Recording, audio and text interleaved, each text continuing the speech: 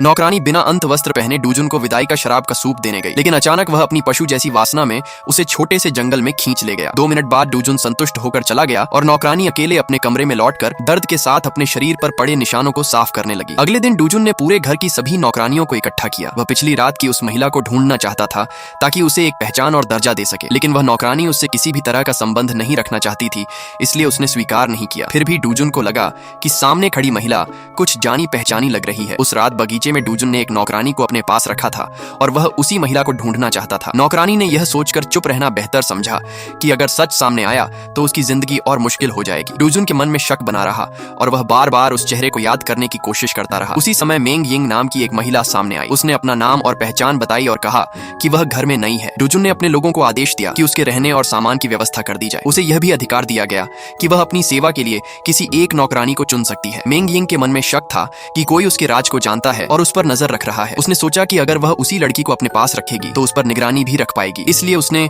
सुयिंग नाम की नौकरानी को अपनी सेवा के लिए चुन लिया। घर के अंदर कई लोग एक दूसरे पर शक कर रहे थे और हर कोई अपने राज्य छिपाने में लगा था। कुछ लोग पुराने बदले और परिवार की दुश्मनी की बात कर रहे थे तो कुछ लोग यह सोच रहे थे कि सही समय आने पर सच सामने लाया जाएगा। एक दिन बूढ़ी मालकिन के सामने हंगामा हो गया। किसी ने आरोप लगाया कि सुयिंग का घर के एक आदमी के साथ छुपा हुआ संबंध है और वह भागने की कोशिश कर रही थी। उस आदमी ने भी उस पर दोष डाल दिया और कहा कि वही उसे बहकाती थी। बूढ़ी मालकिन को बहुत गुस्सा आया। सुयिंग बार बार कहती रही कि वह निर्दोष है और उसने उस आदमी को पहले कभी नहीं देखा, लेकिन किसी ने उसकी बात पर विश्वास नहीं किया। आरोपों और झूठे सबूतों के बीच उसे दोषी ठहरा दिया गया। आखिर में आदेश दिया गया कि उसे कोड़े मारकर राजधानी से बाहर निकाल दिया जाए। सबको